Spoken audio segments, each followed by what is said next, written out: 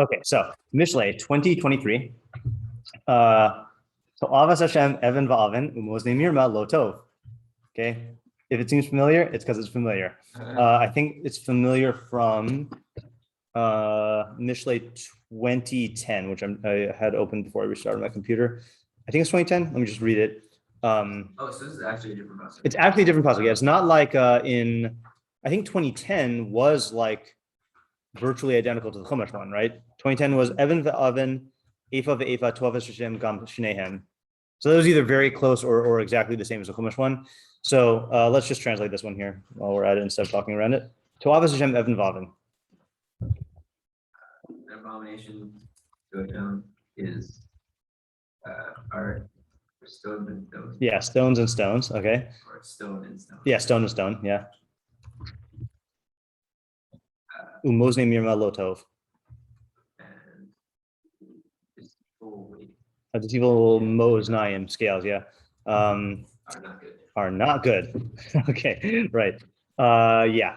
So an abomination to Hashem are stone and stone, and deceitful scales are not good. And I think it's like unanimous, not just plain but unanimous. So stone and stone refers to what?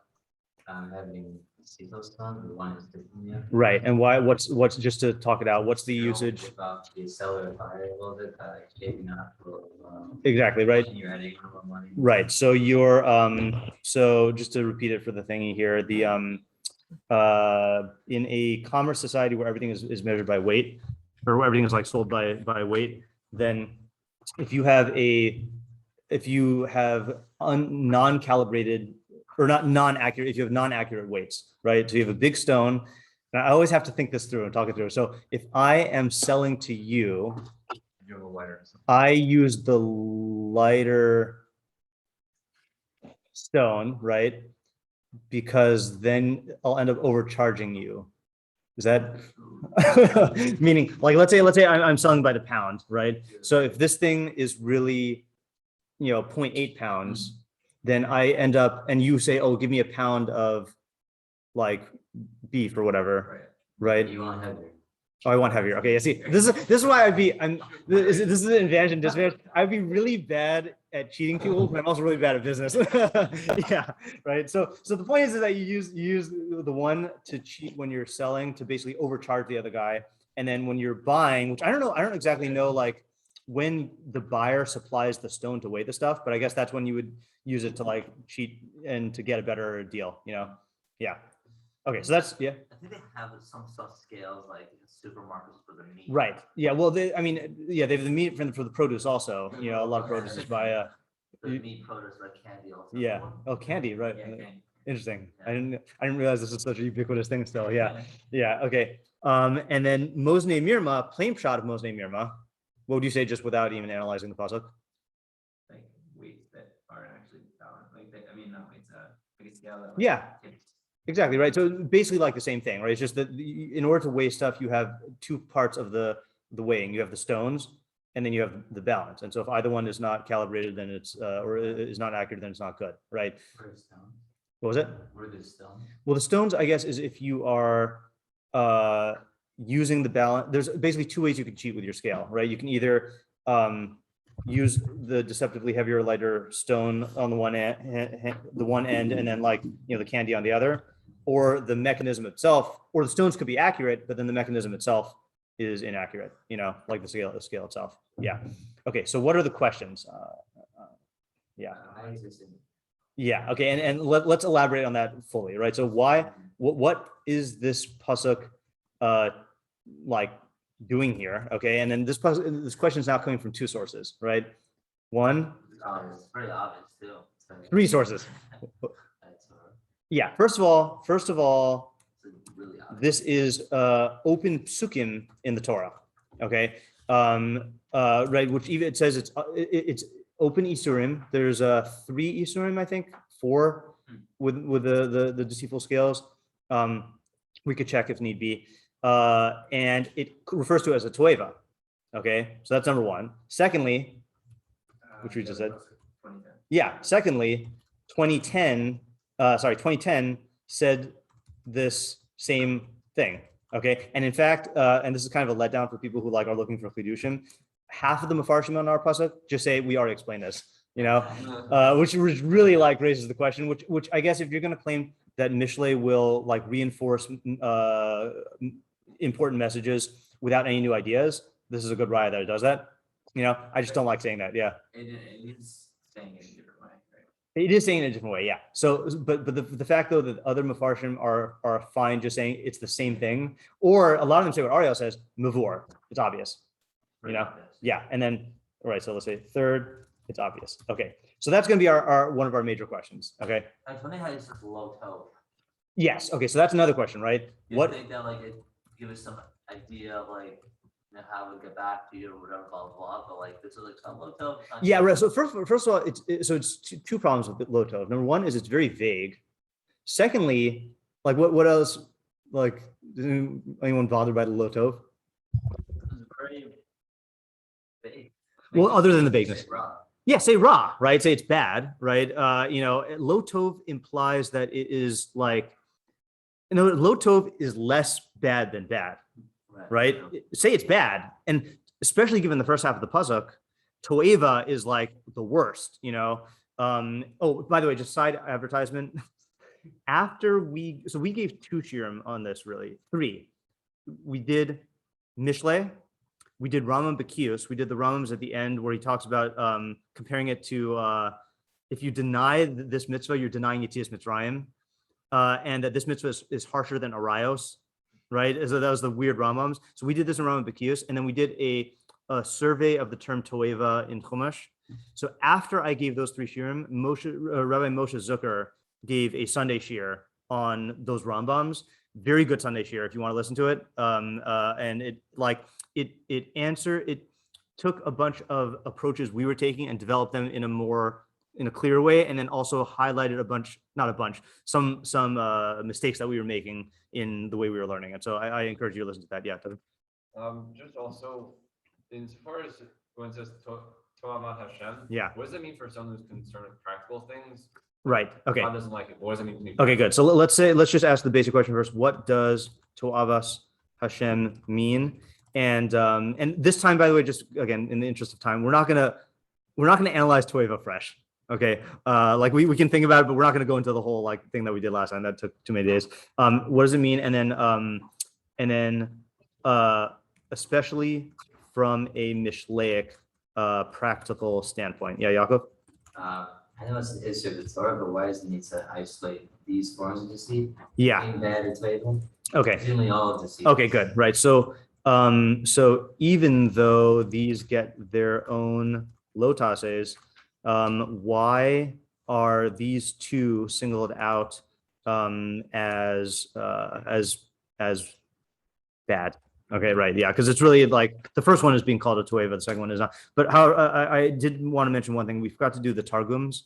So there's no Mitzvah Sion, but look at Saadia Gaon. Saadia Gaon has a good chap, or a good way to read it. Ukamo shemeta'ev Hashem even va'aven, kach mozne hamirma ein tov bahem. Right, just as stone and stone are abomination to Hashem, so too mozne mirma, there's no good in them. So according to his reading, what's the difference between his reading and the way we were reading it? Like what nuances he emphasized? The Chiddush is only in the second half, right? And that also makes it, that helps with our question about the other Toeva Pasuk, because the other Toeva Pasuk was establishing the phenomenon of Evan V'Avin being a Toeva, and now this is extending that insight to Mosne Mirma. And you would think, like, there's a Havamina that Mosne Mirma are bad, but not as bad. Kamash Malan, they are bad. And the Torah doesn't mention this. All right, I do have to look at the Rambam now. Yeah, we should review this. Yeah, I'm not gonna get Rambam for everyone. I always forget which ones are the separate little essays here. Yeah, I was gonna also ask. Yeah. Rather of Saadia Gaon. Yeah. What's the difference between Evan and Mosne? Yeah. So the Evan. So I guess we said this before you came down. In terms of consequence. Oh, in terms of consequence. Oh, yeah. Oh, you're asking a question on. This is not your factual question. You're asking like a question. Question. Yeah. Okay. Yeah.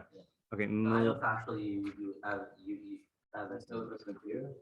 Yeah. I am guessing that it is. If you find it, just tell me. Say again. 1018. 18. Yeah. So wait, Wait, no. no. That is Hilchos Mechira, but it's just not. So where does he put it? It's going to be in Geneva. It's in Geneva 15, maybe. I think so. Let's see. Geneva. Yeah. Okay. So it's a 967. So there are three Eastery, three losas deraisa about this. Number one, shelo yihye la'adam evan v'aven efa v'efa. Sorry, I skipped one. Sorry.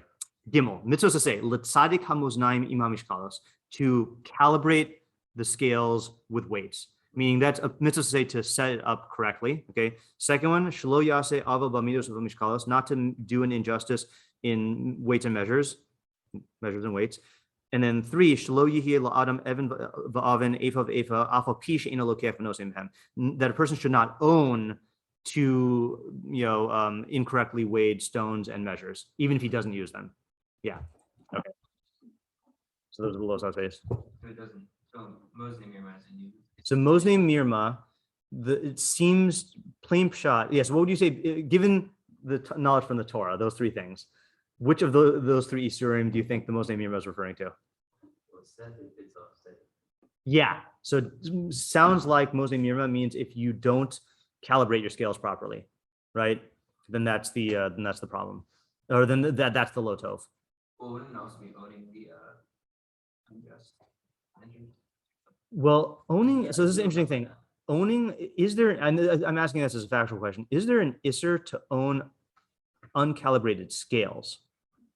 Right. I guess There's definitely an isser to own the stones. But the reason why I'm questioning this is because stones are actual objects that you can that like if you have a stone that says 1 pound and it's really less or more, like that's like a fixed thing. Scales, like if anyone's ever used balances, you have to calibrate them each time, so I don't know if it's a thing, like I don't know if there's like a category of like having a miscalibrated scale, but it's definitely going to be the bittul aseh. Like I think this is referring to the bittul aseh of calibrating your scales. I think that's plain shot. Did we get all of our questions?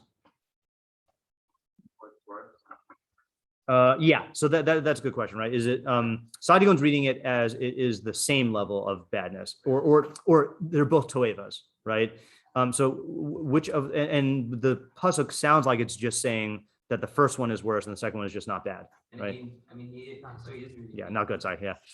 He's reading angel as something that the consequence would be. Not as a consequence, more like a value judgment, I think. Okay. Right. I'll just read actually you have this. You have that Saadia Gaon, right? U'kamoshe matay Hashem evan va'avin kach mosne hamirma ein tov lahem. Right. Yeah. I didn't read the English. I don't know why we're going out of sequence today. Maybe it's because it's a not calibrated day. Art scroll. I don't think we need the English, but I'll just read it for custom. Having one weight and a different weight is an abomination of Hashem, and scales of deceit are not good. Living Knox says 2 different weights are an abomination to God, and fraudulent scales are not right in his eyes. Alter says 2 different weight stones are the Lord's loathing. He had to get in that alliteration. And cheating scales are not good. Yeah. I'll go. Might have answered this, but you could ask what are most Mirma? Is that either you haven't calibrated or you have miscalibrated? Okay, good. So let's add the question. What are Mosne Mirma? Are they merely uncalibrated, or are they did you just fail to calibrate them, or did you deliberately miscalibrate them? That's not how you spell miscalibrate. Yeah, W. A separate question, but don't Mishlei Pasukim usually have like a good half and a bad half? They just should be both bad. Yeah, so they often do. And our practice is to, what do you call? That's the relationship between both. Yeah, to do that. But then when the pasuk only gives you the bad, we fill in what would the good be. Like you make up, you infer the second, what the correct decision would be, right? So like in this case, seemingly, we don't know what it's going to say about it, but it would be don't own or use Evan Vaven and don't have the miscalibrated scales. Yeah. So what's the practical consequence? What is the practical consequence? Right. Yeah. Did we ask that? Yeah, you asked that, right? From Mishlei. You asked what is Tov Hashem from a Mishlei standpoint. Yeah. Yeah. And likewise with Lo Tov. Oh, who's the audience? Who is the audience? Yeah. Well, no, we should ask it anyway, right? Well, I think we should actually ask it because of the Yago's point, which is it's very different if you're talking about a guy who's just like too lazy to calibrate his scales versus a person who's deliberately going out to like cheat people. Yeah. Yeah. By the way, remind me afterwards. I have just one. So when Rabbi Fade and Rabbi Zimmer were saying their thing last night, the public speaking teacher in me generated an impromptu speech about Mishlei and Rabbi Moskowitz in case that there was time and they asked someone else to speak. And I think it's an important thing. Obviously, my mind has been on Rabbi Moskowitz. He apparently, oh, you saw in the community thing. I guess he's stable now, so that's good. But he's still in hospital. But I just had an idea related to Yom HaKippurim, Mishlei, and Sukkot. I just wanted to like do a quick version of it after. Yeah. Yeah. Okay. So are those all the questions? We have what's the Pasuk doing here? Like what's the Chiddush given the fact that it's obvious and it's in the Torah and it's in Mishlei already? 2, what are Mosnei Mirma? 3, what is the implication of not good? 4, what does Tov Hashem mean, especially from a Mishlei standpoint? Likewise, Lo Tov, right? How is it practical? 5, even though these get their own Los Ases, why are these being singled out as particularly To'eva or particularly Lo Tov? Which of the two is worse? And then who's the audience? Can I ask you a question on Saadia Gaon? Yeah. How is he? What's the chiddush in? I'm sorry. How is he reading the pasuk that they're both to'evas? He's saying, so he adds in the word kach and what was the other word? Or kamo, right? Yeah, just as Evan V'Aven are Tov Hashem, as we learned in Mishlei 2010, so too Mosnei Mirma are not good in the same way. Even though the pasuk doesn't say that. Yeah. I think he is responding to the problem that this is redundant in the same perek, by the way, Right. Yeah. So with his framework of reading the pasuk, like he had more of a chiddush. Yes, and the Chiddush is entirely in the second half. Now, where else, by the way, just as an approach, we don't have to take this approach, but where else might you get this is a general methodology. When you see 2 psukim in Mishlei that are either verbatim the same, like our complainer one, which appears like literally word for word 2 places, or very similar. So one way to get a chiddush is to look in the nuances of the pasuk, but if it's exactly the same, you're not going to be able to do that. So where else can you get a chiddush from? Context, right? So there are a lot of the Mefarshim here connect this to to the previous pasuk. Okay, so we won't necessarily take that, but actually, can I just borrow that for a second so I don't have to open it up? Actually, it's the next one. Al tomar ashalama ra kavelar Hashem v'yoshalach. Do not say, I will repay with evil. Right? If someone does bad to me, I'll repay them with evil. Hope to Hashem and he will save you. So a lot of them do connect it to that. How would you connect it to? How would you connect it to this? So what would be the simplest way to connect the two?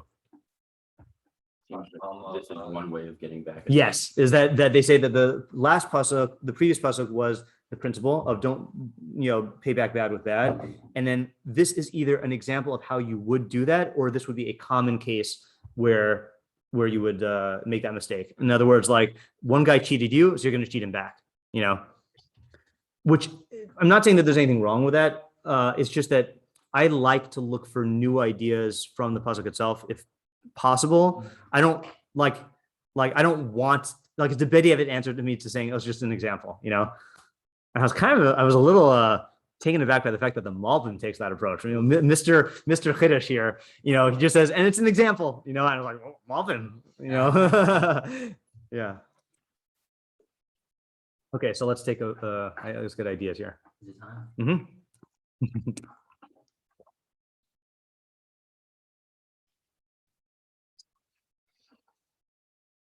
I mean, you were mentioning that we don't know if this person is thing the scale, so to speak, whether it's just negligence or he's actively trying to cheat other people. Right. So maybe the one of those is the authority, and the other one is the low code. Okay. So definitely Well, not definitely, but are we all comfortable with assuming that the Evan Va'avan is deliberate, Yeah. right? Because if you've got two, Yeah. and the thing also is like, I think this is unanimous. I think the case is like you carry around these two stones, and like when you're gonna get a better deal, then you use the stone that gives you the better deal, and like when you're gonna, when you want to, whatever, when you want to cheat the other guy, then you use the other stone, So I think we can assume that the toeva is deliberate, and then it would be a good route for a chiddush to say that the most mirma is not deliberate, and yet this is the Pasuk is telling you it's just as bad. Should we develop according to Saadia Gaon? Yeah. Should we just like flesh that out, and then we can take other approaches? So I think that is the most solid route. Yeah. Yeah, well, I feel like it's by the fact that it's saying low tov and not that it's also a toy about that it's not as bad. Yeah. Happening. So yeah. Yeah.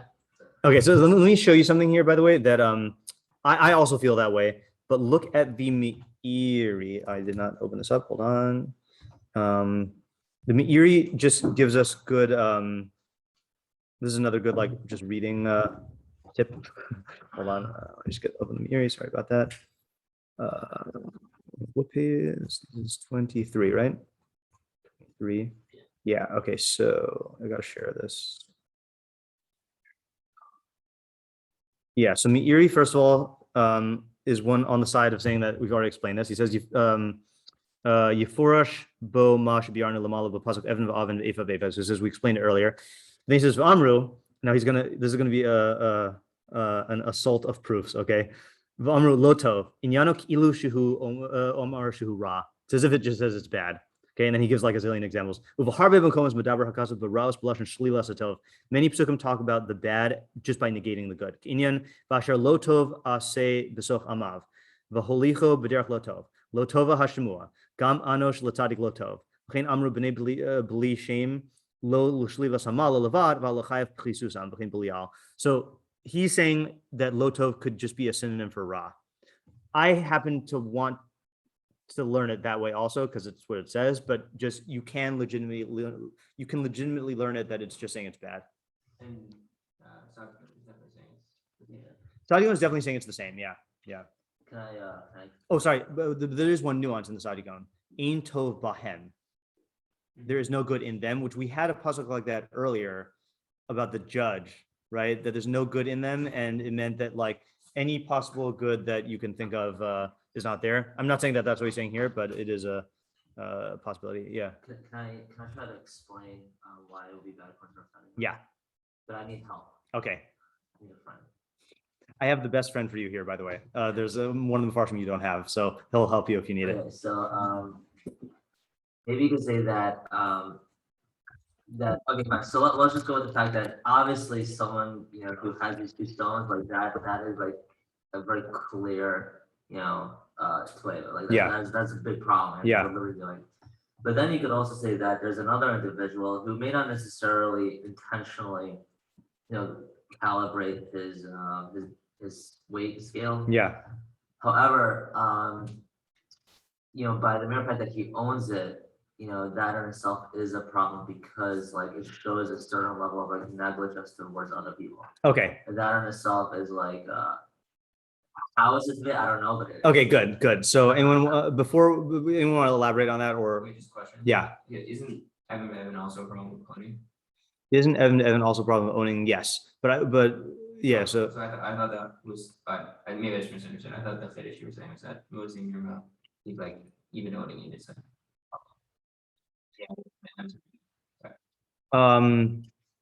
well let me restate the yeah. So let me state what I think you're saying and then if yeah. So and I realize now that what I said earlier might not be true, right?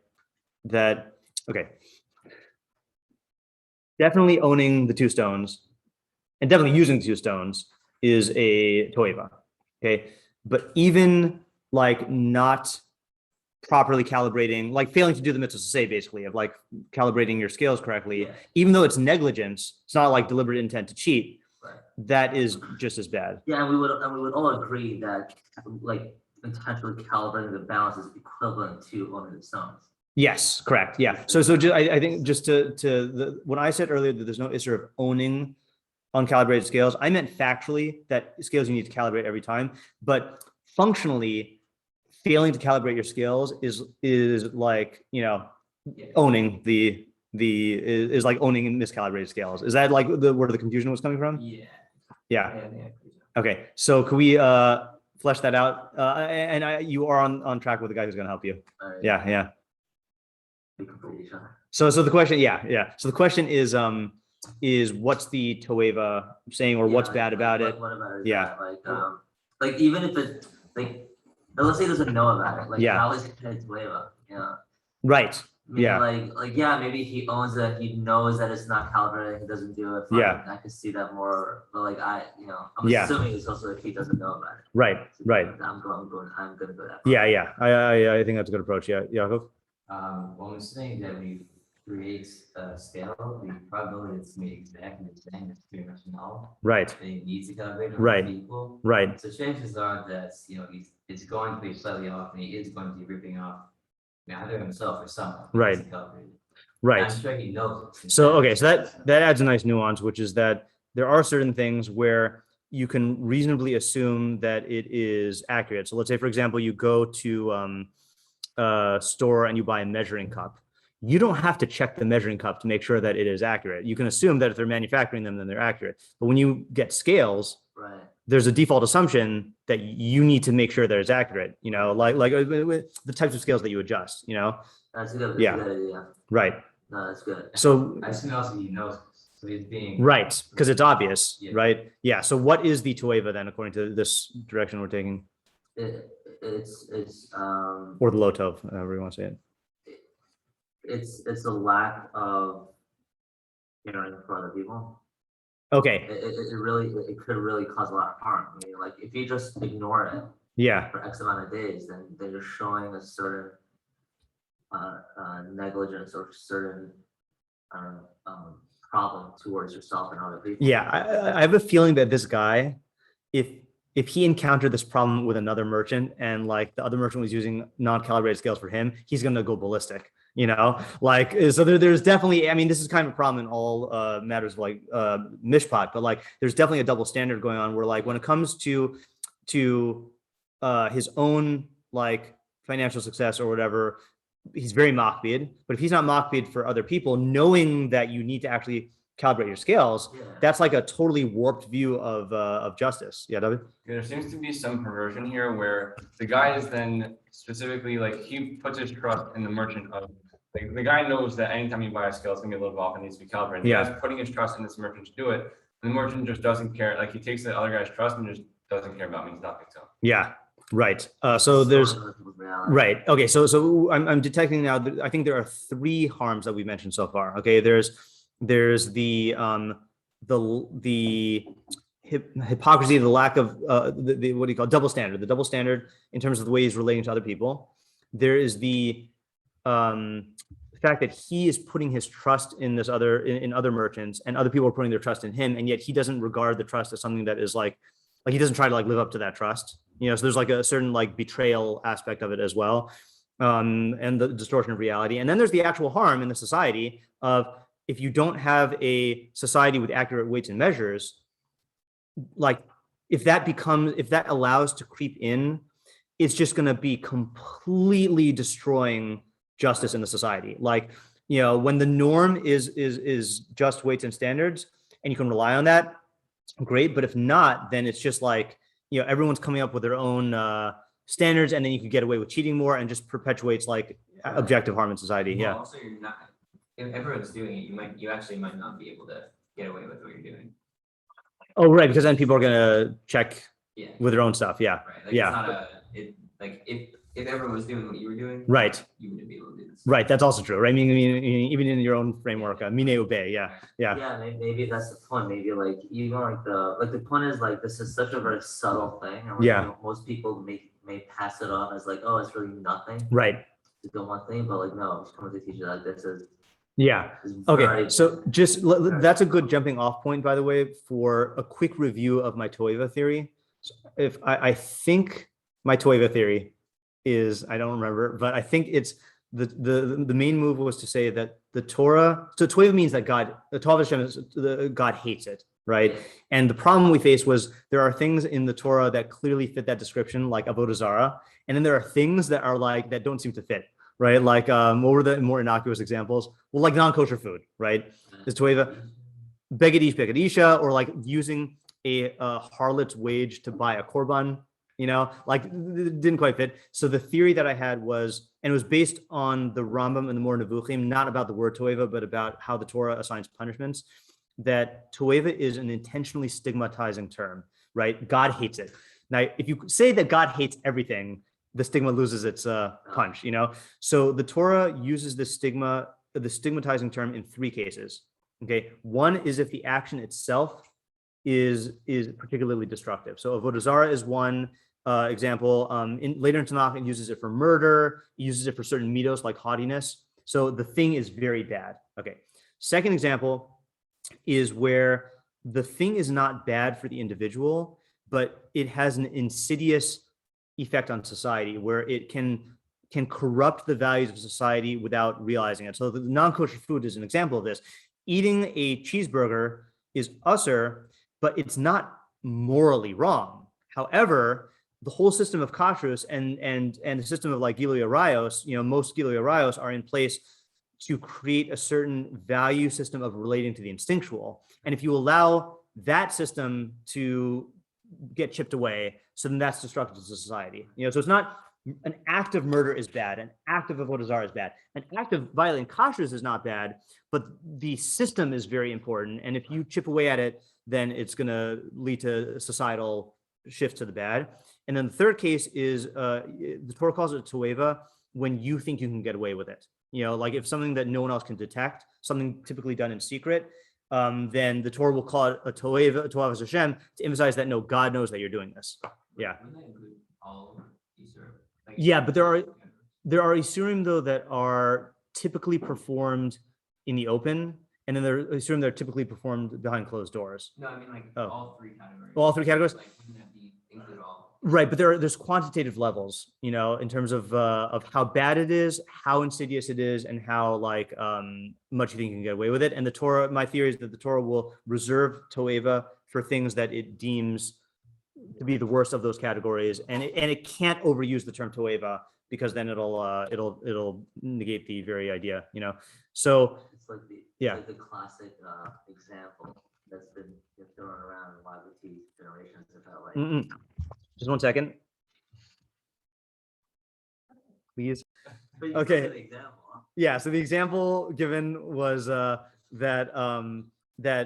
traffic laws are still in effect even when practically they're not accomplishing the results that they're designed for. So a red light or stop sign at 3 a.m. When there's no other cars, you still have to stop because of the system, and the system has to. And once you start tampering with the system, then it can spiral out of control. So which of those 3 categories would this fall into based on the way that we're talking about it now, our Pasuk? Society. So society is one of them, right? The Is second one, I would think. and the second, that's the society one, right? Is that what you're saying? Yeah. The society, or so right? Society is that because we're dealing with standards of weight and measure. Once people start messing with them, then you can lose trust in the entire system of standards, and then that could lead to bad stuff. I would also argue that people think they can get away with it, right? Because this is a deceptive thing. You are saying, oh, this stone actually weighs 1 pound, but it doesn't, So you think you're getting away with it, or you're miscalibrating your scales and then cheating all the customers that day, and you think you're going undetected, Yeah, well, the thing is though, with that third explanation of Freud, like thinking you can get away with it. Yeah. That seems to explain how someone would perform a sinful act. It doesn't seem to explain what the actual sinful act is, as opposed to the other. Right. So I guess I'm saying that if I rob you in broad daylight, so that's not a toeva by this category because I'm not trying to hide anything. But the merchant who just goes with a scale at the beginning of the day and then it just racks up extra dollars, like he just thinks no one sees me doing this, because people don't notice, and therefore it's not So bad. robbing someone in broad daylight would still be a toeva in the. I don't think so. explanation. Oh, in the first explanation, maybe, but not in the third explanation. Yeah. Okay, so I'll read the guy who's going to help you. You know who's going to help you? Saadia Gaon. right? Yeah. Because remember, the Saadia Gaon, what we read was his Targum, but the Saadia Gaon has a perush. So I'm just going to read what he says, and I don't even remember if it adds anything, but let's just see if it does. And I'm sorry you don't have it. I just didn't print it out. So he says, "Mosne mirma hem she'ena meduyakim." So deceitful scales are scales that are not exact. And then Kafech in the footnote says, "Kolomar she'enecha bodkim u'medayek osam tamid," that the guy is not constantly checking them. Okay, so you have to constantly check your scales. Okay, Amar, which makes sense because they could, be shifted by a little bump. Amar, so Shlomo saying, "Kashem she'asr lahosif b'mishkalos uvamidos bezadon v'lo ligroa," just as it is usher to add or subtract from your weights and measures intentionally.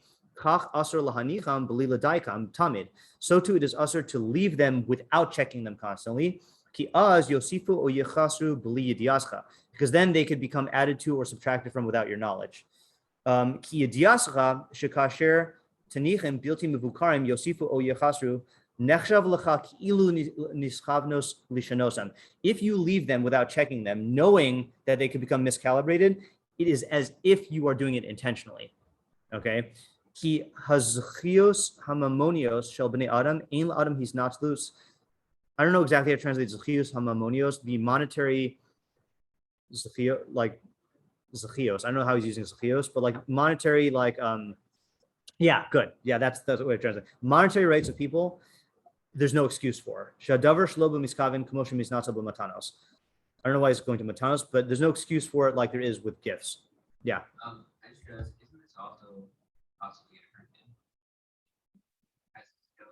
That's also true, right? How so? Like, if it's uncalibrated the other way, then he's gonna. That's a good point, right? Yeah, meaning if we were talking about the guy who's deliberately doing it, so obviously he's only going to deliberately do it in a way that is going to be in his favor. But if we're talking about a guy who just doesn't check his scales, then it's bad for you too. You might be losing the money, Yeah, that's a good point. Is that maybe what you would he would feel like it's not too late, but it's like it's not a bad thing. It's like, oh, like maybe I'll rip him off, but I can be ripping me off. So Yeah. it's just sort of It is. balances out. It is funny, by the way. I think people do use that kind of reasoning of like, I think so. Like it's I'm trying to think of an area where it would be common. Like it reminds me of a Seinfeld thing, but it's not. It doesn't exactly line up. Like no, it doesn't line up. It's just me wanting to say Seinfeld. Never mind. Yeah. I hear what you're saying though, meaning he's like, okay, fine. So like a little extra that I'm taking, but I'm also like, I'm being mochal, my extra. So like, it's okay. Yeah, it could be. I don't think that's going to be the chief. I think the chief cause of doing this is going to be laziness, Right. and that would be, you're saying that's like a rationalization. You're not saying that that's like, No, it's not. yeah, not the cause. Yeah. What do you say, Arya? I was just gonna ask, really? Yeah. Yeah. Okay. So does the Saadia Gaon? I mean, I think this is your approach that the Saadia Gaon is taking. Do we get anything else out of this that we haven't already gotten, or are we good with the idea that, like, well, because I feel like he's focusing on the mistake that the guy is not equating the two, and the Pasuk is equating the two. So we did a good job of spelling out the why they're bad. But what is there more to get in the guy's mistake? In other words, like according to Saadia Gaon, it sounds like the thrust of the pasuk is this guy would agree that if you deliberately condition Evan to Evan, this guy would disapprove of that. Like that's a real criminal. But me, I just don't check my scale so much. Like, what's the deal with that? And the Shlomo Melech saying, no, you are doing a teweva just like that guy. So what I want to understand, we talked out the consequences of this. And we talked about how they are equal, but I want to understand what's the guy's havamina, like Why he would think it's okay? Yeah. Well, And this might be an obvious idea, but yeah. he's not doing anything. Right. Yeah, he's not doing anything. He's, he's Yeah. I'll go. That's what we say to stuff. Oh, okay, good. I think those are two excellent things. Hold on just a second, Isaac. So I think people view passive crimes as not as bad as active crimes. Okay.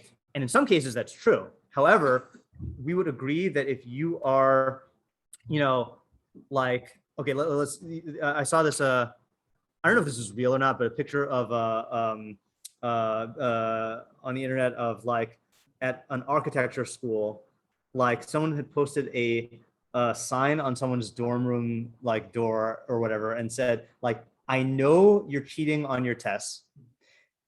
When you did this in high school, there were no consequences, but if you're going to become an architect and you're cheating, people could die, you know, like, and like, you know, there is in terms of intent, you could argue that there's a worse corruption if you are intending to do injustice. But if you're talking about results, which Mishlei just cares about results in many cases, then it doesn't matter whether you like ram someone with your car or whether you went drunk driving and did it unintentionally, like you killed a person, you know? So same thing here. Doesn't matter whether you're intentionally trying to scrape off like extra money here or whether you did it because of negligence, you're still stealing money and harming other people, you know? And then the second thing that you said is it's not a guarantee. If you make the Evan Evan, you are 100% cheating people every time, you know? And this guy, like, okay, fine. So like 5 cents here, you know, 2 cents there, like what's the big deal? And therefore he minimizes it in his mind because it's not like it's a definite act of cheating. So he can rationalize it more. So how can we defend the Pasuk that for Saadia Gaon street now? Why do- Low tov Oh, Lo Tov? versus like Torah. Yeah. Isaac, you want to answer that? So I'm not sure if this answers it, but like, Sure. are we sure that that the scale is miscalibrated in his favor? Like if he's not, no. if he's not checking his scale, he might be saying, I'm okay with either, you know, with it going either way. Like, you know, either Right. I'm going to be getting more money or I'm going to be getting less money. Right. Yeah. It does not seem like he cares whether it goes one way or the other way. Yeah, I'm saying I think that's a rationalization that a person could have. Right. Saying like you know, statistically, like I'm not like not like I'm not getting anything 'cause it's going to be biased one way or the other, but Right. like, you know, he's not like specifically trying to. He's not specifically like he's either doing something where he's going to be stealing or where they're going to be getting extra money from him. Right. And he's like, I think there's kind of like a feeling of like, oh, if I'm forgiving my theoretical loss, so Yeah. it's okay for me So also. Yeah. I don't know if you're saying a new idea or if you didn't hear what Zev said about that the guy's thing is like his rationalization is it's gonna balance out, you know? Oh, But- I didn't yeah, yeah. hear that. Yeah. There's another thing that you could, I don't know, if, yeah, like you could, I can see a guy having a feeling toward the evidence of like, oh, that's like a disgusting thing. Yeah. Like that object. is, Right. like, Yeah. Not like an unjust object. Yeah. But you wouldn't necessarily have that feeling toward the most in your mouth. Right. Because they're like if you just adjust them, then they're good. Right. Right. So. It doesn't yeah. feel like a criminal activity. Yeah. Well, not even activity, like the object doesn't feel like a bad object. Right. It's not tainted with criminality. Yeah. Yeah. Right. Yeah. So saying like, that's the thing. Yeah. Okay. That's good. I think that also plays. So the interesting thing I'm seeing from this that there are lots of rationalizations that this guy can use, and that's another reason why Toeva might be appropriate to use because there are so many ways you can just rationalize it yourself that this isn't as bad as it actually is. Yeah. Yeah. Why is this actually true that it is as bad? I guess I'm saying, why? Yeah.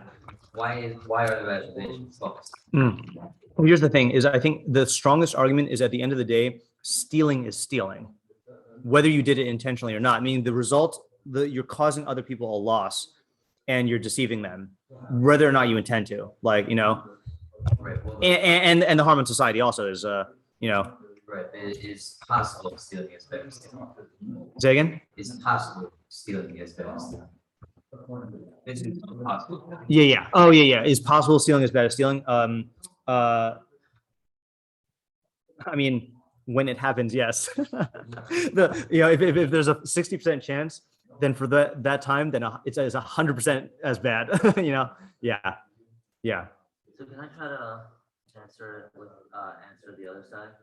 The Lotov? Yeah. Sure. Maybe you could say You that- meaning not like Saadia Gaon? No, it's Yeah, like okay, yeah. just simple. Yeah. You know, Yeah, because that's the simplest answer, by the way.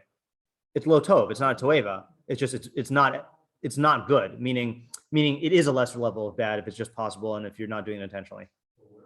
That fits into the words. Yeah. Wait, if it actually happens, it's the same bad, it's just that you Yeah, like as a practice, as a like the Evan Oven guy is an abomination. The not calibrating guy is just low tov in comparison. Right. Yeah. Maybe you could say that when it comes to like, like Mishlei, like not, consequences on the individual. Yeah. Right? Maybe the question is like, how far can we go with, looking at this individual? Like, are we gonna start saying, oh, like because of the entire system, we're gonna have to blame this one guy for not doing anything? It's almost like a little irrational to say that. I mean, I don't know, because it isn't whether or not there are universal reliable standards in a country, isn't that going to be dependent on all the individual conduct? Yeah, but he's not doing anything. That's the point. Like he's not like, right, like but are you gonna like what is he doing right now? He's just sitting on his couch watching TV, not doing anything. No, but when he uses the scales, I'm saying like the fact that he doesn't check his scales, like that is what leads to a society that does not check their scales. Yeah. Well, that's why there's no basis. Right. That's I think that's like the Pasuk saying he's low tov. Well, actually, I mean, there's a bit to say, right? Yeah. Yeah. Right. Yeah. Yeah. Yeah. It's not the point is you can't call an individual Right. like, Yeah, I hear what you're saying. I mean, yeah. It's like if you isolate this one individual, Right. like, what can you define him as someone who's doing a Ma'aseh? Mhm. Right. I Yeah. don't think so. I don't think so. Yeah. Right. Right. Being Evan V'Oven is a Ma'aseh Toeva. Yeah. Right. Yeah. Could it be that just not your view? Yeah. Just that basically the first half is describing a Russia. Yeah. The second half is describing a seal. Oh, okay. That basically like it's saying like by the Evan V'Oven. Whatever. Yeah. Yeah. Like that's something that's gonna corrupt society, maybe even corrupt. Yeah. But at least you're getting the benefit that you're trying to get. Ah, And it actually helps you get something. Uh-huh. You have to, like basically we have to say this to Hashem because Yeah.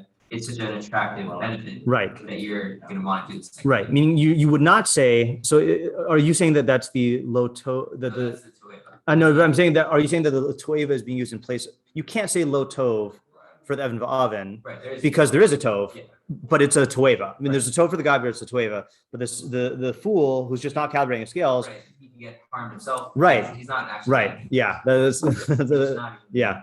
That's a good one. Yeah. Okay. I think this is a good idea. Yeah.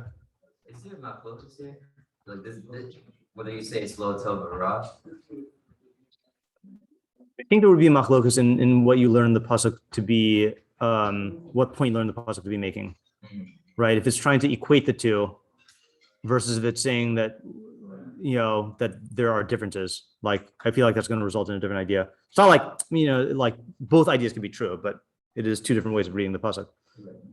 One really quick idea that I was just going to say about about Rabbi Moskowitz, that I think it was my second year of yeshiva. And I might have told the story. I've definitely told the story before, but Nissan, my chavrusa, and I asked Rabbi Moskowitz on Erev Yom Kippur, what should we do on what should we learn on Yom Kippurim? And you can guess the answer, Mishlei, right? So he said Mishlei, right? So it's debatable. Obviously, I'm inclined to not say that's what you should do on Yom Kippur. I think you should do something more specific to Yom Kippurim. But the question is, what did he mean, right? So there's what I think he actually meant, which is that Rabbi Moskowitz's whole thing is you should not force change. Okay, so there is this feeling on Yom Kippurim that you have to frantically make this change. And I think Rabbi Moskowitz was saying just learn Mishlei in order to say that the best thing you could do to do tshuva is to just learn the same way that you're learning before. Don't give into that part of yourself that makes you feel like I have to create some visible instantaneous change, because that's just faking yourself out. And you're going to get more by actually just working on the same stuff that you usually work on. That's what he meant, I think. Okay. But I was thinking there's another thing also that I think it's so easy to get lost in the idea of, I'm not degrading tshuva. Tshuva is great, but I think it's easy to forget that the point of tshuva is so that you can live a normal human life. You're trying to get to the state of living like a human being lives, and Mishlei is facilitating that. it's not like I think my reaction, Nisan and I, when our reaction to his advice, use Yom Kippur to just learn Mishlei, was like no, don't we have to do something special, you know? And like I think his point is like there's certain basic human living like a Tzelem Elokim with Chachma that like is the foundation of all the stuff that Mishlei is going to help you with it. So for our level, like then you know, it might be a good use of your Yom Kippur. Again, I'm not saying I would give the same advice as Rabbi Moskowitz there, but I thought it was an interesting idea, you know, to do. And then also the connection to Sukkot is that's one of the my understanding of Sukkot is that after you go through, you have the cycle of Moadei Chodesh Hashvi, Rosh Hashanah, Yom Kippurim, Sukkot, and Shmini Atzeres, right? So Rosh Hashanah, you focus on Malchus, Zichros, and Shofros, objective reality. That kicks off the Aseret Tshuva where you're working on yourself and then getting Kapara Lifnei Hashem. And then you're taking that and continuing the existence of Lifnei Hashem into your normal life amid prosperity of the Chag HaSukkos, of even though you have others. What was that? No, the Chag HaAsif. Chag HaKasir is a Shavuos. That also fits in, just not No. And so you're taking the results that you got from the tshuva and then living life, you know, Lifnei Hashem, Simcha Lifnei Hashem, you know, amid all this prosperity. And then Shmini Atzeres is its own idea. Either it's the Chag without mitzvos, where you're doing it without the aid of mitzvos, you know, or there's some other idea attached there. So like the point is that this living a normal human life, Lifnei Hashem, is also very in line with Mishlei, you know. And I saw the Aruch HaShulchan says that there's a Yom Tovi character between for the days between, well, I guess today's the 11th. So from the 11th, the 12th, the 13th, and the 14th. And he quotes the Pasuk in Koheles of Lech echol b'simcha lachmecha u'shesei b'lev tov yinecha ki kavar ratza Elokim es ma'asecha. Go and eat your bread with joy and drink your wine with gladness because God has already approved of your actions. So like the assumption there is if you've done tshuva, there is this pleasant existence of just living a normal life, Lifnei Hashem, because he's approved of your actions that you've worked for, and that should bring simcha, you know? And so, I don't know, I was thinking like Mishlei fits into that also, because it's just like, yeah, it's just normal life, your bread and butter, you know? Yeah. So by normal, do you mean like a norm, like normative, or norm isn't like used to the time? No, I mean, what is befitting of a human being, you know? So it's like a norm.